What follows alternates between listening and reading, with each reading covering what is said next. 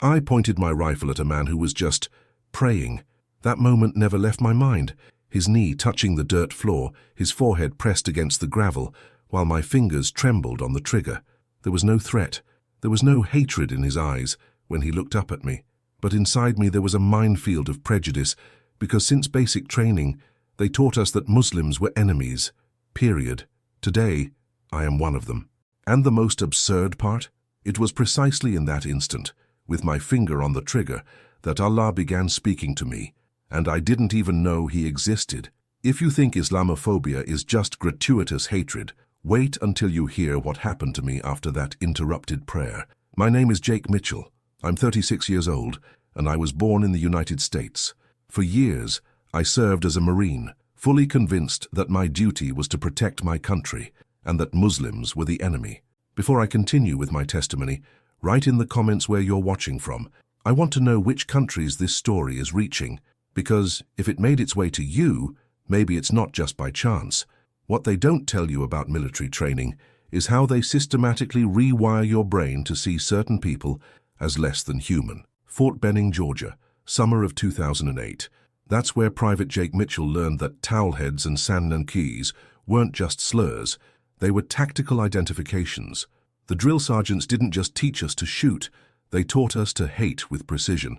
I came from a small town in Alabama where the only Muslims I'd ever known were the ones on Fox News after 9/11. My daddy was a Vietnam vet who'd raised me on stories of righteous warfare and clear-cut enemies. When I enlisted at 19, it felt like destiny. My chance to serve God and country against the forces of evil. The army just gave structure to prejudices I'd been marinating in my whole life. But what happened in that compound outside Kandahar would shatter everything I thought I knew about good and evil.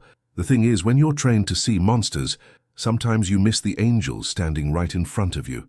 And sometimes the monster you're really looking at is your own reflection. Little did I know that the man in my crosshairs would become the bridge between my broken soul and a peace I never knew existed. The first time you smell Afghanistan, it hits you like a brick wall of dust, diesel fuel, and something else you can't quite name. Desperation, maybe. Fob Shank, 2009, my first deployment. I was 20 years old, carrying an M4 rifle and 15 years of conditioning that told me everyone outside the wire wanted me dead. Our mission was simple: clear suspected insurgent compounds, gather intelligence, neutralize threats. I was good at my job. Too good, maybe. While other guys hesitated, I had clarity. These people were the enemy. They hated our freedom, our way of life, our God. The imam at my Baptist church back home had even confirmed it. Islam was a religion of violence, and we were Christian soldiers doing God's work. For 8 months, I executed that mission flawlessly. Kicked down doors, zip-tied suspects, searched houses while families cowered in corners. I never questioned whether the fear in their eyes was because they were guilty or just terrified. I never wondered what it felt like to have foreign soldiers tear apart your home in the middle of the night. But on March 15, 2010, in a small compound outside Kandahar, everything I believed about Islam, about Muslims, about myself, was about to be turned upside down by something I never expected to witness. The intel seemed solid: weapons cache, possible Taliban meeting point, high-value targets. Our squad rolled out at 0400, darkness still thick as motor oil. By dawn, we had the compound surrounded. Standard operating procedure: breach, clear, control. I was point man, first through the door, adrenaline coursing through my veins like liquid fire. But what I found inside wasn't a weapons cache or a terrorist cell.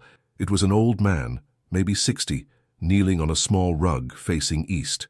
His lips moved silently, hands raised in supplication, completely unaware that 4 American soldiers had just burst into his morning prayer.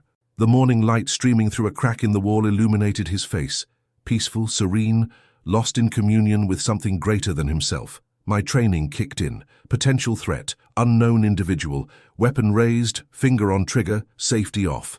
"Get on the ground now," I screamed in English he probably didn't understand. But he didn't move, didn't flinch, just continued his prayer, as if the presence of death itself couldn't interrupt his conversation with God. That's when something happened that would haunt me for years and eventually lead me to the most profound spiritual awakening of my life. Time slowed to a crawl. The old man slowly turned his head toward me, still on his knees, and our eyes met. I expected to see hatred, defiance, maybe fear. Instead, I saw something that completely disarmed me. Compassion. Pure, inexplicable compassion for the young soldier pointing a rifle at his head. He said something in Pashto, soft and gentle, then smiled, actually smiled, and gestured with his weathered hand for me to lower my weapon. Not in surrender, but in invitation. Like he was saying, "Son, there's no need for that here." My squad leader was shouting orders. Other soldiers were securing the compound, but all I could hear was the sound of my own heart hammering against my ribs. Then he did something that shattered every stereotype I'd ever held about Muslims. He slowly reached into his pocket, and I tensed, finger tightening on the trigger, and pulled out a small, worn book. Not a weapon, not a detonator, a book. He held it to his chest, bowed his head slightly, and said in broken English, "Peace, my son, peace be upon you." What happened next would force me to question everything I'd been taught about Islam, about Muslims, and about the very nature of the war I was fighting. The compound was empty of weapons, empty of terrorists, empty of everything except an old man, his prayer rug, and a small library of books I couldn't read. My squad leader ordered us to search anyway, to tear the place apart, looking for hidden compartments or buried caches, but something inside me had shifted. I couldn't stop staring at the peaceful expression on that old man's face. While my teammates ransacked his modest home, he sat quietly in the corner, occasionally glancing at me with those same compassionate eyes. When Sergeant Rodriguez roughly knocked over a small shelf of books, the old man didn't get angry or protest. He just calmly began picking them up, one by one, treating each one like it contained precious treasure. Curiosity got the better of me. I knelt down and helped him gather the scattered books, and he looked at me with such gratitude, you'd have thought I'd just saved his life instead of nearly ending it. "You read?"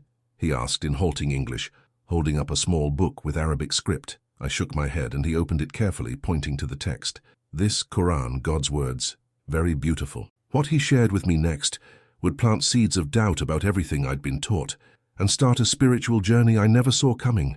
Back at base that night, I couldn't sleep. Every time I closed my eyes, I saw that old man's face, not the face of an enemy, but the face of someone's grandfather, someone who reminded me disturbingly of my own papaw back in Alabama, the same gentle wisdom in his eyes, the same quiet dignity in his bearing. I started asking questions that soldiers aren't supposed to ask. Why was he praying alone if Islam was about violence and group radicalization? Why did he show me kindness when I just terrorized him in his own home? Why did his God's book seem to bring him such peace instead of hatred? My buddies told me I was overthinking it, seeing humanity where there wasn't any, getting soft, but the questions wouldn't stop.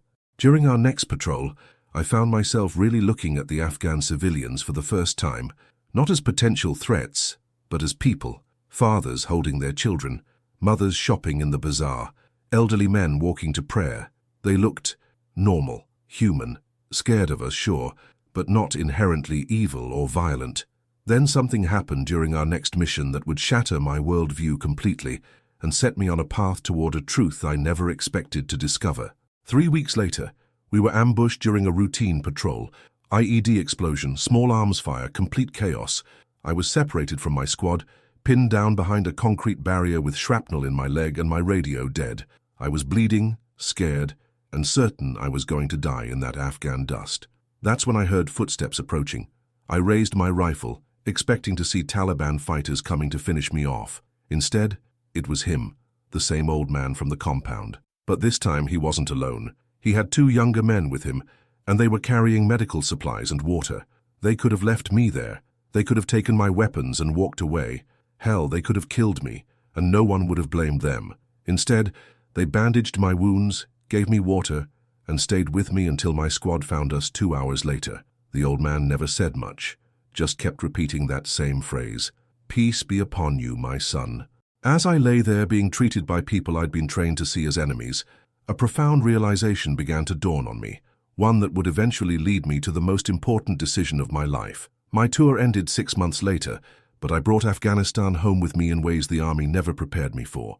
Not just the nightmares and hypervigilance that they call PTSD, but something deeper, a complete crisis of faith in everything I'd been taught to believe. How could Muslims be inherently evil when the most Christ-like behavior I'd witnessed in Afghanistan came from a Muslim man?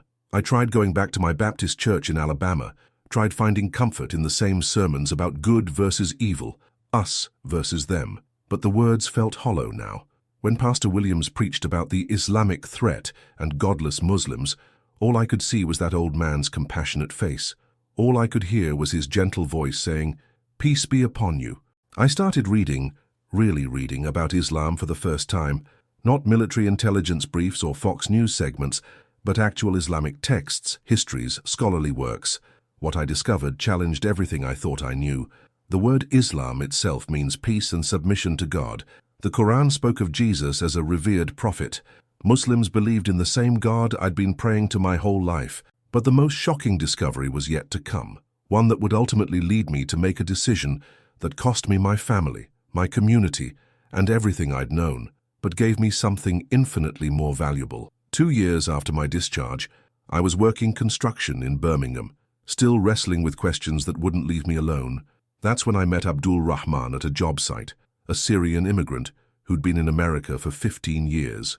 We became friends before I even knew he was Muslim, bonding over our shared love of Alabama football and Southern cooking. When I finally learned about his faith, I was shocked by how normal, how American, how genuinely kind he was. Nothing like the caricature I'd been fed. He invited me to break fast with his family during Ramadan, and I sat at their dinner table, surrounded by warmth and hospitality that reminded me of my own grandmother's Sunday dinners. That night, Abdul Rahman gave me an English translation of the Quran. "Just read it with an open heart," he said. "See what God says for yourself." I took it home expecting to find violence and hatred. Instead, I found verses about compassion, justice, caring for the poor, honoring parents. I found a Jesus I recognized, not God incarnate, but a beloved prophet and messenger.